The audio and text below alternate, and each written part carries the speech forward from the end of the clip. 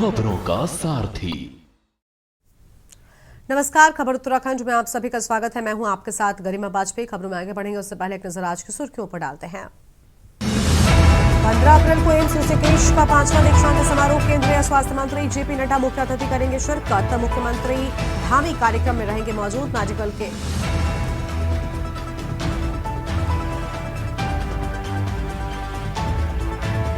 धन्यवाद अभिनंदन समारोह में रहेंगे सीएम पुष्कर सिंह धामी। सूचना आयोग के 3 अधिकारी आज लेंगे शपथ। ऋषिकेश में 4 धाम यात्रा से पहले ड्राइवरों के लिए रेस्टरूम की व्यवस्था। आरटीओ का अहम कदम, ड्राइवरों को मिलेगा आराम। लंबी यात्रा में ड्राइवरों को विश्राम की सुविधा। उत्तराखंड में बिजली के दामों में बढ़ोतरी, उपभोक्ताओं को महंगाई का झटका। घरेलू उपभोक्ताओं के लिए प्रति यूनिट 33 पैसे की वृद्धि। 17 अप्रैल से फिर मौसम का मिजाज बदल सकता है। बारिश से लोगों को गर्मी से मिली राहत। चोराबाड़ी सहित अन्य ऊंचाई वाले क्षेत्रों में बर्फबारी, तेज हवाओं के साथ ओले पड़ने की संभावना। आप देख रहे हैं के न्यूज, खबरों का सारथी। रुक करते हैं खबरों की ओर। देहरादून से खबर है। उत्तराखंड में बिजली के दामों में बढ़ोतरी की बात सामने आई है। उपभोक्ताओं को महंगाई का झटका। घरेलू उपभोक्ताओं के प्रति यूनिट 33 पैसे की वृद्धि हुई। व्यावसायिक उपभोक्ताओं पर 42 पैसे का बोझ है। बिजली के दामों में बढ़ोतरी, छोटी बड़ी इंडस्ट्री पर असर। इलेक्ट्रॉनिक व्हीकल चार्जिंग स्टेशन के लिए 65 पैसे की दर बढ़ी है। 400 यूनिट से अधिक उपयोग करने पर 45 पैसे प्रति यूनिट बढ़ी। हिमाचली क्षेत्र में बिजली दरों में 10 पैसे प्रति यूनिट की वृद्धि। सरकारी शैक्षणिक संस्थानों पर 30 से 35 पैसे प्रति यूनिट की बढ़ोतरी। बड़े उद्योगों के लिए फिक्स चार्ज में 75 रुपए से 100 रुपए तक की बढ़ोतरी की बात सामने आई है।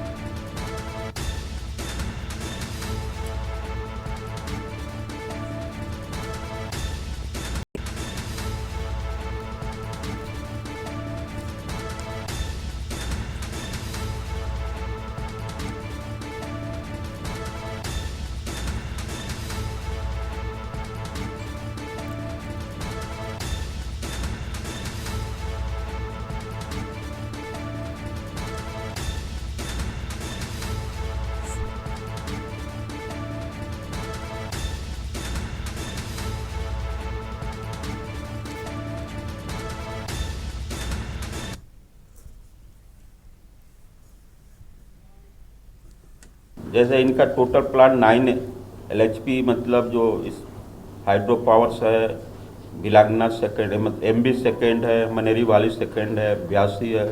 तो टोटल इन्होंने जो दिया था एनुअल फिक्स चार्जेस 1483 करोड़ का दिया था, जबकि हमने कमीशन अप्रूव किया 1192 करोड़ का। इसी प्रकार ट्रांसमिशन का भी एनुअल ट्रांसमिशन चार्जेस इन्होंने 1739.76 का क्लेम किया था। हमने अप्रूव्ड जो किया है 562.87, इसमें मतलब 78.56 इस साल का PDF का भी अमाउंट जुड़ा हुआ।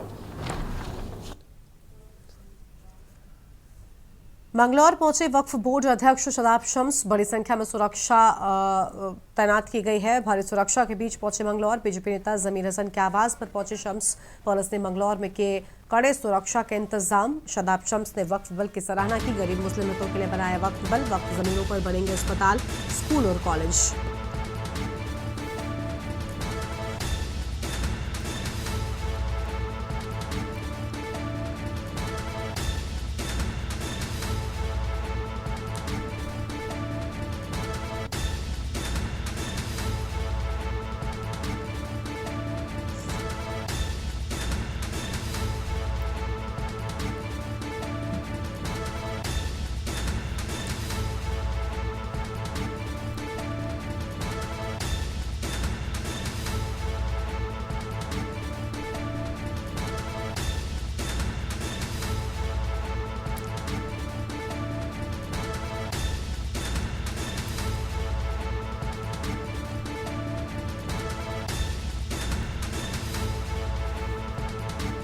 और इसी खबर पर बातचीत के लिए हमारे साथ में हमारे संवाददाता अकील अहमद जुड़ चुके हैं। अकील, बीजेपी नेता जमीर हसन के आवास पर पहुंचे हैं शम्स, पूरी जानकारी क्या है? बताया जा रहा है कड़ी सुरक्षा के बीच पहुंचे।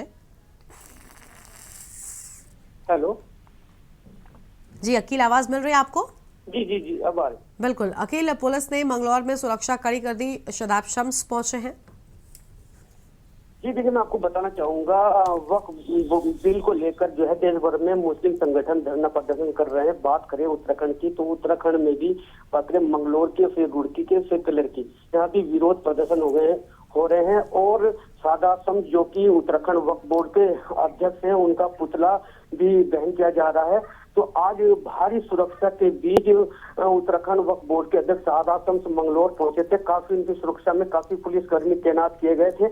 आज वो एक भाजपा के वरिष्ठ नेता जो है मेरे से उनके आवास पर पहुंचे थे और वक्फ बिल के बारे में लोगों को जागरूक भी किया। बात करें सुरक्षा को लेकर पुलिस काफी है, क्योंकि कुछ ऐसा लग रहा था कि इनको काले झंडे वगैरह दिखाए जाएंगे, लेकिन ऐसा कुछ हो नहीं पाया। पुलिस ने काफी सुरक्षा दे रखी थी और सादा संत ने जो वक्फ बिल के बारे में लोगों को जागरूक किया और इसके बाद वो वहां से प्रस्थान कर गए। जी शुक्रिया अखिल आपका हमारे साथ जुड़ने के लिए और अहम जानकारी के लिए। तो ये बड़ी खबर आपको हम बता रहे हैं।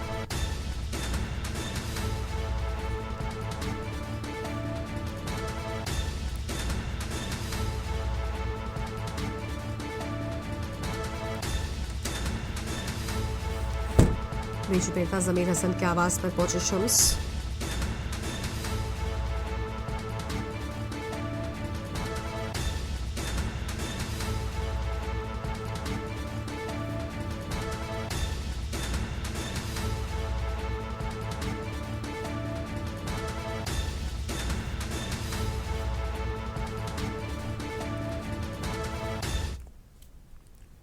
बागेश्वर के विकास भवन सभागार में जिला विकास समन्वय एवं निगरानी समिति की बैठक केंद्रीय राज्य मंत्री अजय टम्टा की अध्यक्षता में आयोजित की गई। बैठक में बिजली, पानी और सड़कों से जुड़े मुद्दों पर चर्चा की गई और संबंधित विभागीय अधिकारियों को त्वरित कार्रवाई के निर्देश दिए गए। मंत्री ने बागेश्वर, कपकोट और गरुड़ ब्लॉक के खंड विकास अधिकारियों को खानापूर्ति करने पर जिलाधिकारी से कार्रवाई करने को कहा। उन्होंने अधिकारियों को जनसेवा में किसी भी प्रकार की बाधा न डालने का निर्देश दिया। प्रधानमंत्री सड़क योजना की समीक्षा करते हुए अजय टम्टा ने सड़क निर्माण कार्यों में गुणवत्ता के उच्च मानकों का पालन सुनिश्चित करने की बात कही है।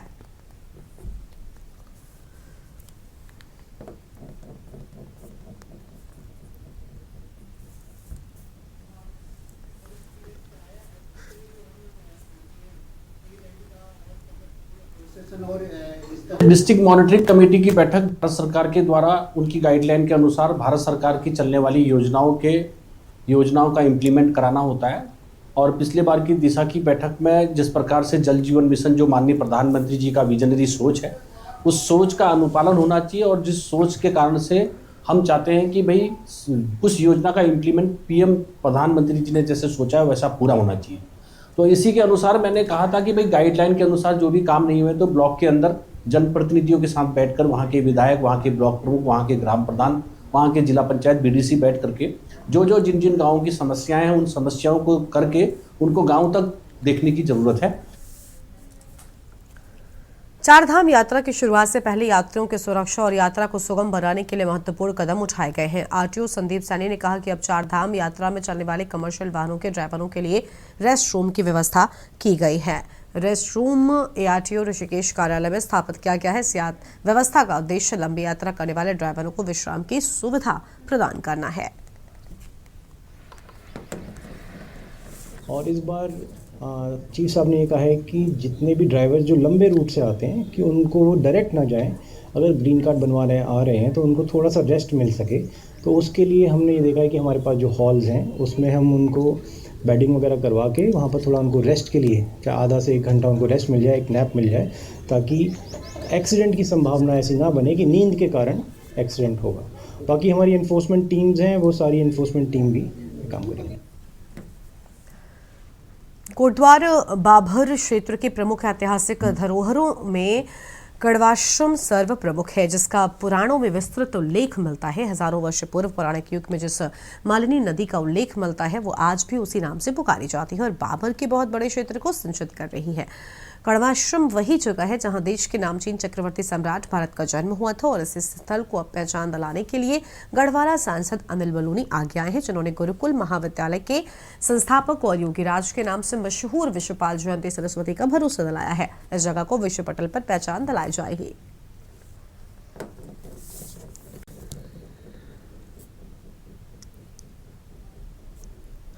ये आए थे यहाँ और मुझे बड़ी खुशी हुई, उनमें बड़ा उत्साह, उमंग, जोश है और मेरे से उन्होंने यही कहा कि आप काफ़ी पुराने हैं, 50 साल पुराने हैं, यहाँ का अनुभव आपको है, आप बताइए, हमें सुझाव दीजिए। तो मैंने भी उनको बताया कि आप एक साइड में ही सारा जो है कणु आश्रम को एक वो बनाइए, अच्छा बनाइए, और उसमें जो है जितना हो सके, गुरुकुल विश्वविद्यालय एक महान था और महर्षि कणु उसके कुलपति थे, तो इसको भी ऊपर लिया जाए तो ये ज़्यादा ऊंचा बनेगा।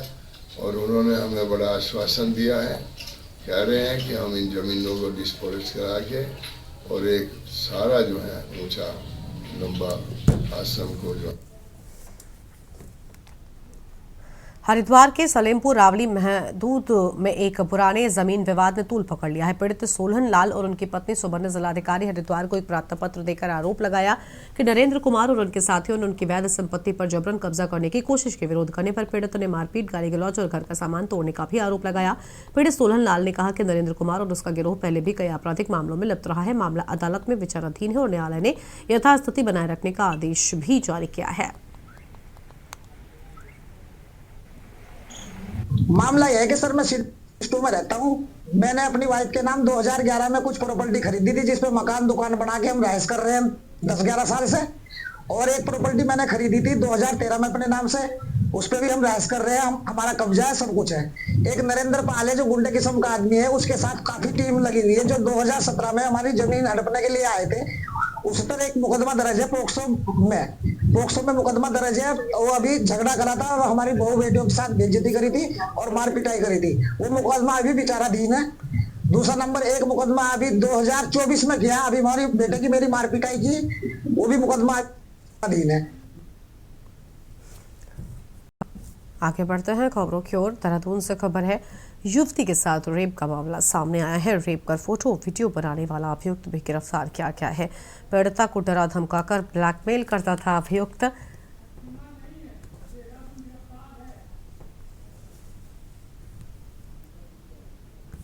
$3 लाख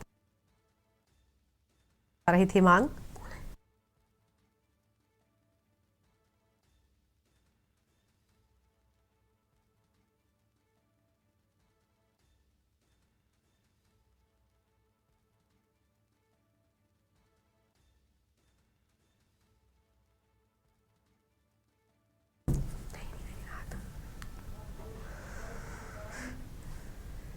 शहर में सड़क चौड़ीकरण के कार्य को लेकर प्रशासन ने सख्त रुख अपनाया। पूर्व में किए गए चिन्हांकन के बावजूद कुछ दुकानदारों के द्वारा अतिक्रमण नहीं हटाया गया, जिस पर अपर जिलाधिकारी विवेक रॉय ने संबंधित दुकानदारों को 1 सप्ताह के भीतर स्वयं अतिक्रमण हटाने के निर्देश दिए हैं।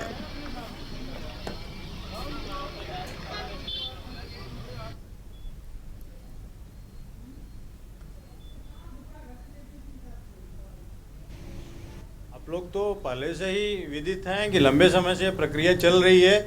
तो एक बार देखा जा रहा है कि जो तय हुआ था उसके मुताबिक किन लोगों ने कर लिया है, किन लोगों ने नहीं किया है। ज़्यादातर देख रहे हैं आप लोगों ने कर लिया है, चौड़े होकर चौराहे निकल के आए हैं, एक्सीडेंट की संभावनाएं कम हुई हैं। कुछ लोग ऐसे हैं जिनको संदेह है कि नहीं मेरी नाप सही नहीं हुई है या अभी मुझे आगे बढ़ना है कि नहीं। कुछ लोगों के मन में है कि इसका तो ऑलरेडी चौड़ीकरण हो रहा है, दोहरीकरण होना है। उन सब की बातों को हमारे एसडीएम साहब, एक्सीएन साहब, यूपीसीएल और हमारी नगर आयुक्त सबके साथ मिल करके हम लोग जिस विभाग की जो समस्या है उसका समाधान कर दे रहे हैं। तो यह अहम जानकारी आपको हम बता रहे थे और अब आगे बढ़ते हैं खबरों की ओर।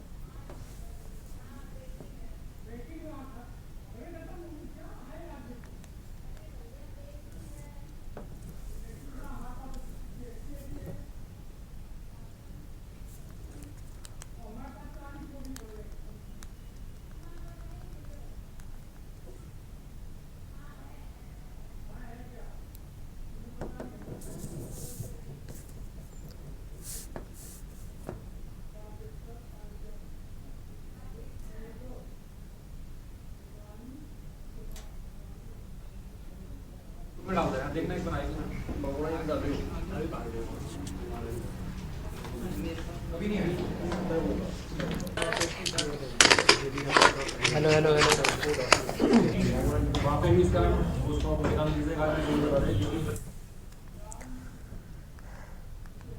मुख्यमंत्री पुष्कर सिंह धामी के ड्रग्स फ्री उत्तराखंड 2025 अभियान के तहत उत्तराखंड पुलिस ने एक बड़ी सफलता प्राप्त की है। ऊधम सिंह नगर पुलिस और एसटीएफ कुमाऊं यूनिट की टीम ने गुरुवार की रात मुखबिर की सूचना पर 434.748 किलोग्राम गांजा बरामद किया, जिसकी कीमत लगभग 1 करोड़ रुपए आंकी जा रही है। पुलिस ने आरोपी राजा पुत्र रहमत अली निवासी लखीमपुर खीरी उत्तर प्रदेश को गिरफ्तार किया है।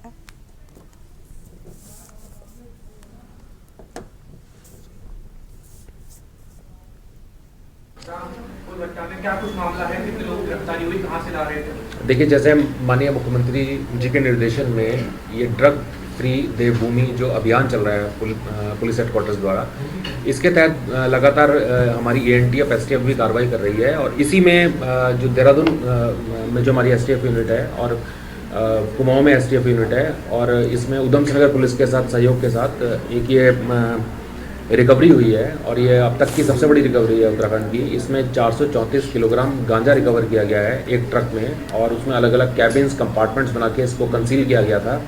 और इसमें एक राजू अली पुत्र रहमत अली लखीमपुर खीरी का एक व्यक्ति अरेस्ट हुआ है। इससे अभी भी हमारी पूछताछ चल रही है। और जहाँ पे ये आगे ये डिलीवर करने जा रहा था एक सुरेंद्र गुप्ता नाम के व्यक्ति को, उसको भी इसमें अभियुक्त बनाया गया है। और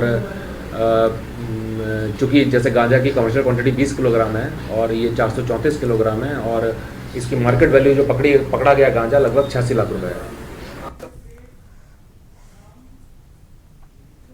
यहाँ पर रुकते हैं एक छोटे से ब्रेक के बाद आप सभी का स्वागत है। बॉलीवुड के महान अभिनेता मनोज कुमार की अस्थियां आज हरिद्वार के पवित्र हर की पैड़ी में विधि पूर्वक विसर्जित की गई। इस मौके पर उनके बेटे विशाल गोस्वामी, कुणाल गोस्वामी, भाई विनय गोस्वामी और अजय सिंह मौजूद रहे। पवित्र मंत्रोच्चारण के बीच गंगा मैया को सौंपते हुए अभिनेता को भावभीनी श्रद्धांजलि दी गई। मनोज कुमार, जिनकी देशभक्ति से सजी फिल्मों ने करोड़ों दिलों को छुआ, अब गंगा के पवित्र जल में विश्राम को पहुंचे। हरिद्वार में यह दृश्य काफी भावुक था और वहां मौजूद हर व्यक्ति की आंखें नम थीं।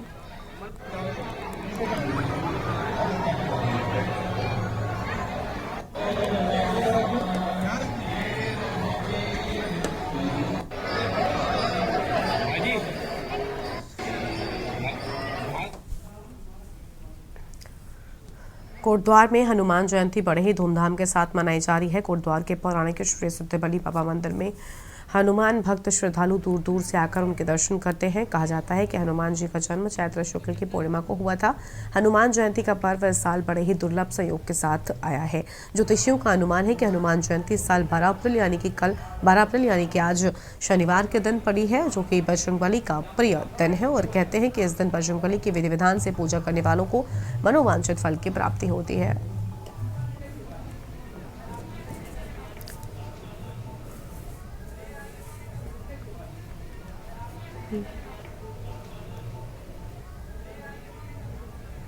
आज हनुमान जन्मोत्सव है। मैं मेरठ से आया हूँ और हनुमान जी की आज के दिन बहुत अच्छी विशेष कृपा रही है, और मेरे सब भाइयों से निवेदन है आए और अधिक से अधिक दर्शन करें। क्या नाम है? हनुमान जन्मोत्सव जो है बड़े धूमधाम से मनाया जा रहा है। सुबह 5 बजे से पिंडी अभिषेक, हनुमान जी की आरती से लेके सारे भजन संध्या हुई। सुबह जो है सुंदरकांड का पाठ हुआ। अब जो है यहाँ पे भजन संध्या। देखिए, आज हनुमान जी का प्रकाट उत्सव है और मैं समझता हूँ कि पूरे सनातनी आज बड़े जोश खरोश के साथ जो है इस प्रकट उत्सव को मना रहे हैं। और आज यहाँ सिद्धबली धाम में भी है, इसका धूमधाम से मनाया जा रहा है। और सारे जितने दूर दूर देश से भी लोग यहाँ पर उनके दर्शन के लिए आ रहे हैं। हरिद्वार के जिला पंचायत कार्यालय को रोशनाबाद स्थित जिला मुख्यालय के पास शिफ्ट किए जाने की योजना बनाई जा रही है। प्रस्ताव के मुताबिक रोशनाबाद में पहले से उपलब्ध कई एकड़ भूमि पर कार्यालय स्थानांतरित करने से फाइलों के आवागमन में सुविधा होगी। वर्तमान में हरिद्वार बस स्टैंड के पास स्थित जिला पंचायत कार्यालय की जगह पर गेस्ट हाउस और पार्किंग जैसी सुविधाओं के निर्माण पर भी विचार किया जा रहा है। जिला पंचायत अध्यक्ष चौधरी राजेंद्र सिंह ने कहा कि इस मामले में विशेषज्ञों से चर्चा चल रही है और इसे जल्द ही बोर्ड मीटिंग में रखा जाएगा।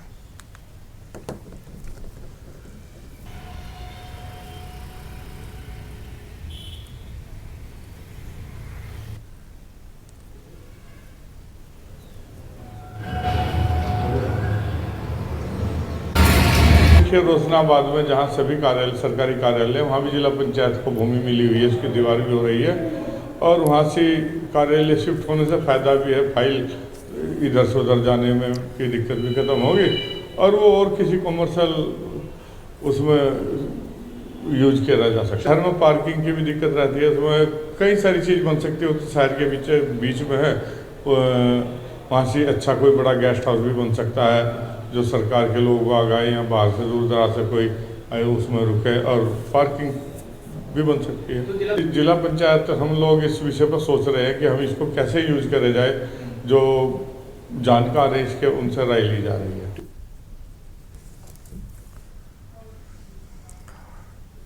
बागेश्वर जनपद के कत्यूर घाटी में कत्यूर महोत्सव का आयोजन किया जा रहा है। आगामी 13 से 15 अप्रैल तक होने वाले 3 दिनी कत्यूर महोत्सव के लिए समितियों के द्वारा तैयारियां शुरू कर दी गई हैं। समितियों की ओर से शुक्रवार को कत्यूर महोत्सव 2025 के पोस्टर का विमोचन बैजनाथ मंदिर में किया गया। लोगों में इसको लेकर काफी उत्साह नजर आया है।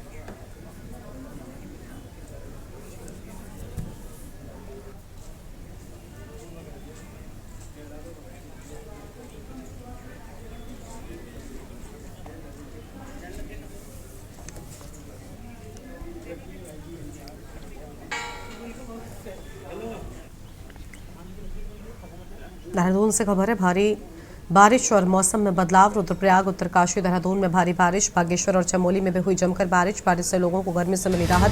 खेतों में पानी भरने से फसलों का नुकसान, ओलावृष्टि से फसलों को हुआ नुकसान। चोराबाड़ी सहित अन्य ऊंचाई वाले क्षेत्रों में बर्फबारी। 13 अप्रैल से मौसम साफ होना शुरू हो जाएगा। 17 अप्रैल से फिर मौसम का मिजाज बदल सकता है। तेज हवाओं के साथ ओले पड़ने की संभावना की बात सामने आई है।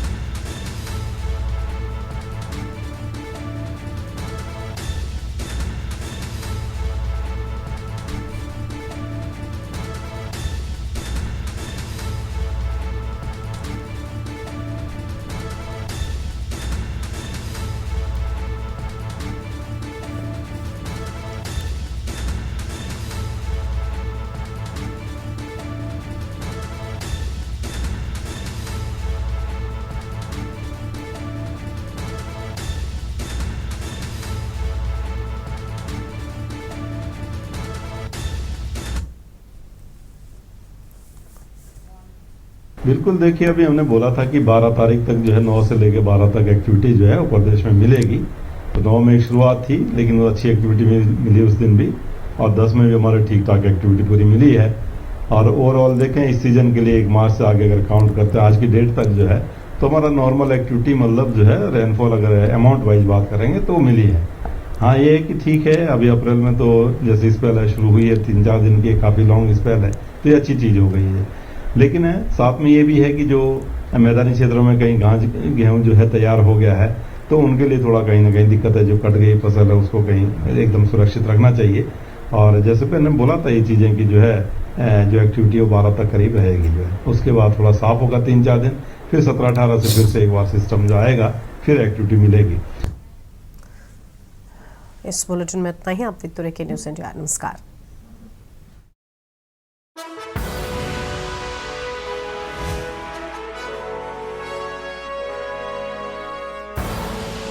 आप देख रहे हैं के न्यूज़, खबरों का सारथी।